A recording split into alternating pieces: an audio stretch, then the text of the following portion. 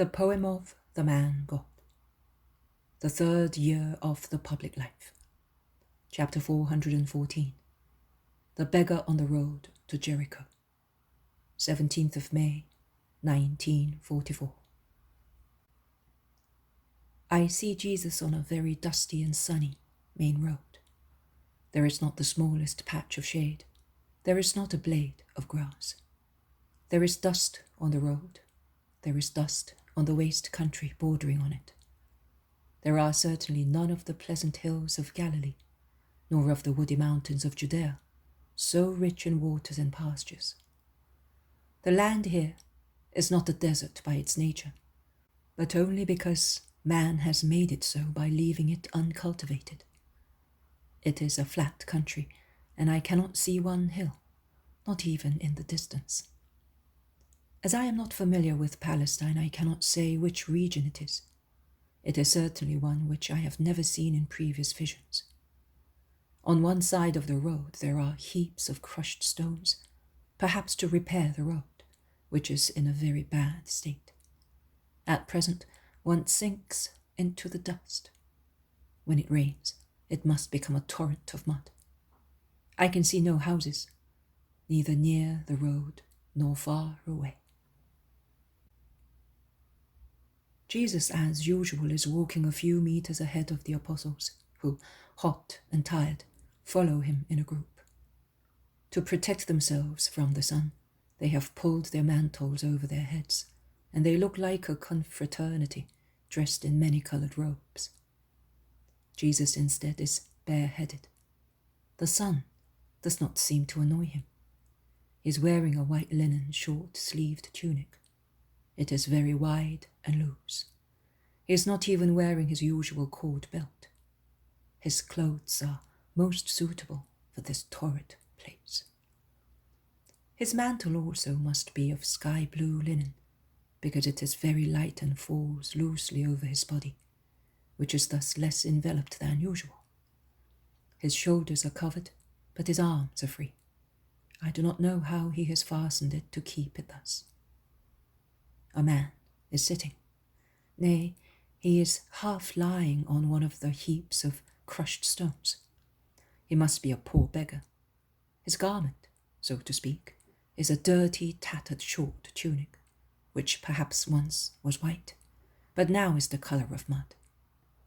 He is wearing two shabby, worn-out sandals, two soles with holes, held together with pieces of string. In his hands, he has a stick made from the branch of a tree. He has a dirty bandage on his forehead and another dirty rag, stained with blood, on his left leg, between his knee and hip.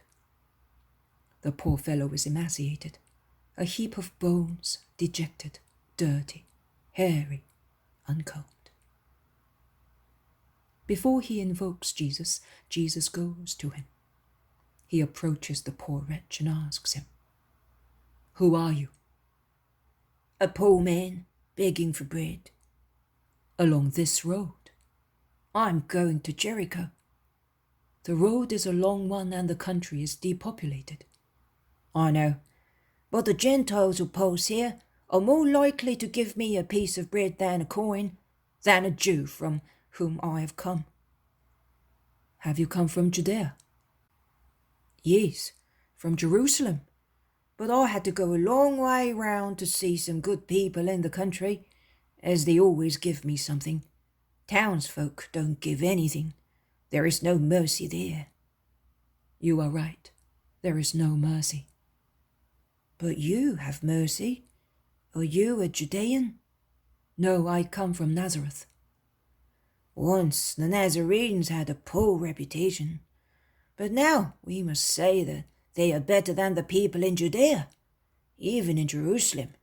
Only the followers of that Nazarene, who they say is a prophet, are good.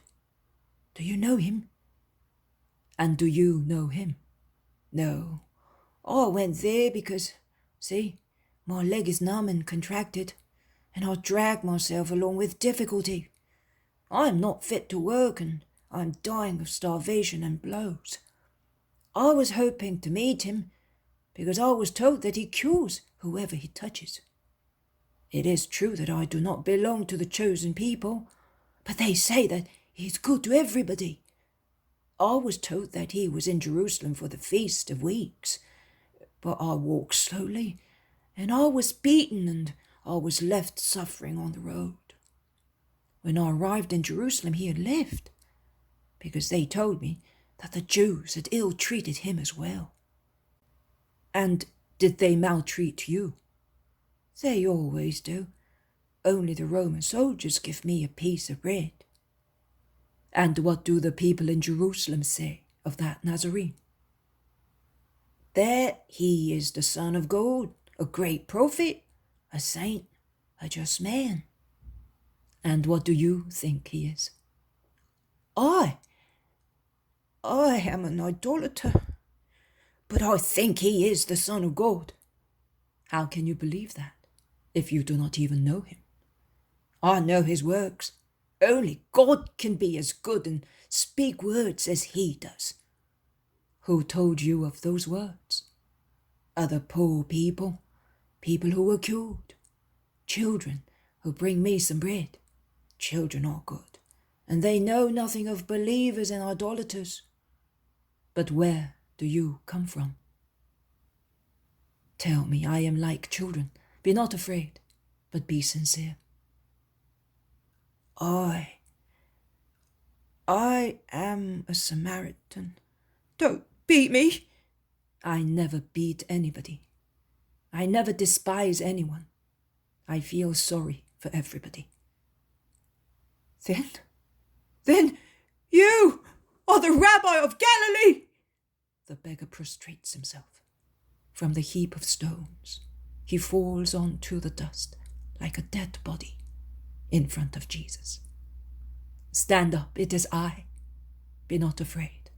Stand up and look at me. The beggar looks up, still on his knees. He is all contracted because of his deformity.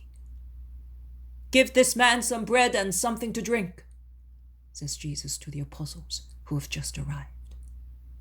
It is John who gives bread and water. Make him sit down, so that he may eat comfortably. Eat, brother. The poor man weeps. He does not eat. He looks at Jesus with the eyes of a stray dog, which is caressed and fed for the first time by a compassionate person. Eat up, orders Jesus, smiling. The poor fellow eats between one sob and another, and tears moisten his bread. But there is also a smile among his tears. He slowly regains confidence. Who wounded you here? Asks Jesus, touching with his fingers the dirty bandage on the man's forehead. A rich Pharisee deliberately ran me over with his cart. I was standing at a crossroads, begging for bread. He drove his horses against me so quickly that I was not able to move aside. I was on the point of death because of it. I still have a hole in my head from which putrid matter comes out. And who struck you there? I had approached the house of a Sadducee, where there was a banquet, asking for some of the remains, after the dogs had chosen the best ones. He saw me and set the dogs on me. One of them tore my thigh to pieces. And what about this large scar that mimes your hand? A scribe gave me a blow with a club 3 years ago. He found out that I was a Samaritan, and he struck me, breaking my fingers. That is why I cannot work. With my right hand maimed, my leg numbed, how can I earn my living? But why are you leaving Samaria? It's bad to be in need, master. We are very unhappy, and there is not enough bread for everybody. If you helped me... What do you want me to do for you? To cure me, so that I may work. Do you think I can? Yes, I do believe it, because you are the Son of God. Do you believe that? I do. You, a Samaritan, believe that. Why? I do not know why. I know that I believe in you and in him who sent you.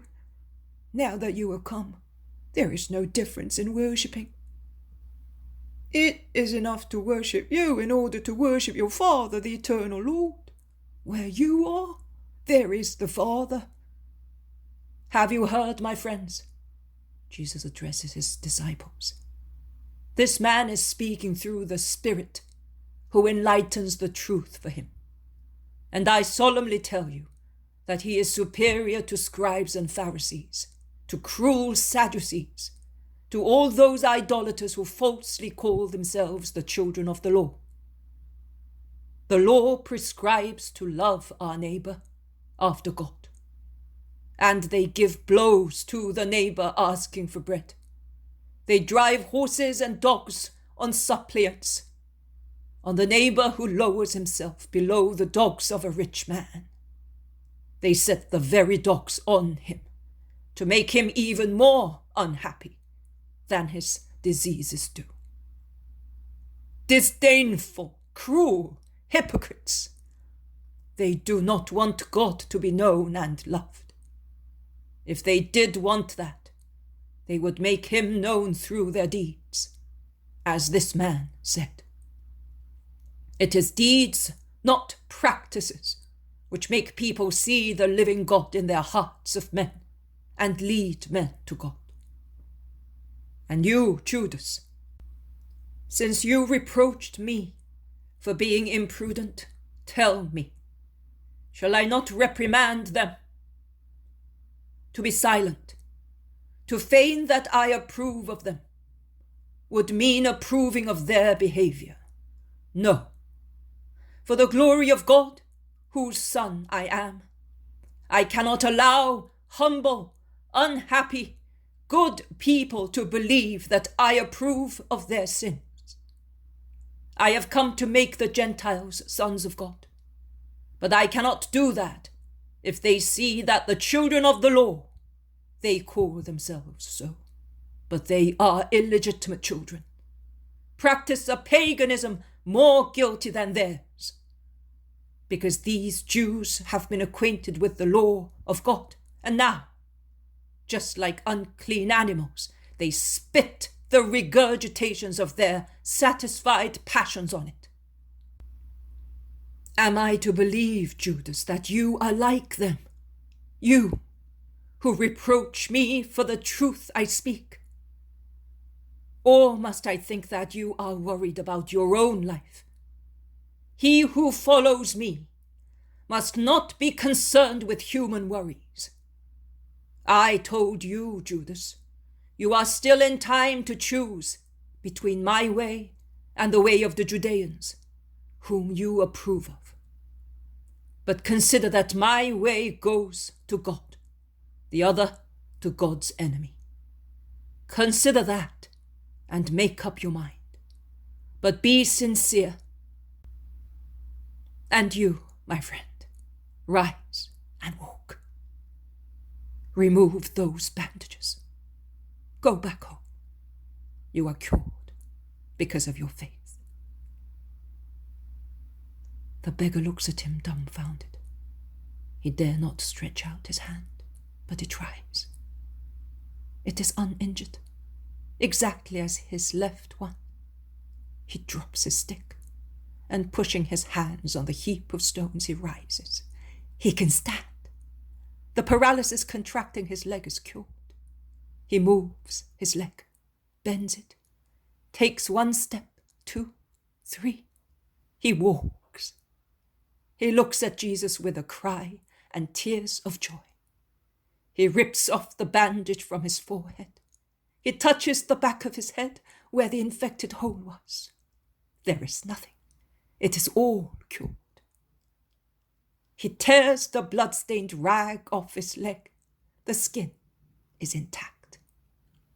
Master, Master, my God, he shouts, lifting his arms and then falling on his knees to kiss Jesus' feet. Go home now and always believe in the Lord. And where shall I go, Master in God, but after you, who are good and holy? Do not reject me, Master. Go to Samaria, and speak of Jesus of Nazareth. The hour of redemption is close at hand. Be my disciple with your brothers. Go in peace. Jesus blesses him, and they then part. The cured man walks fast northwards, turning round now and again to look. Jesus, with his apostles, leaves the road, and they proceed eastwards through uncultivated fields, taking a little path which cuts across the main road and which widens out only much farther on. It is perhaps the road to Jericho. I do not know.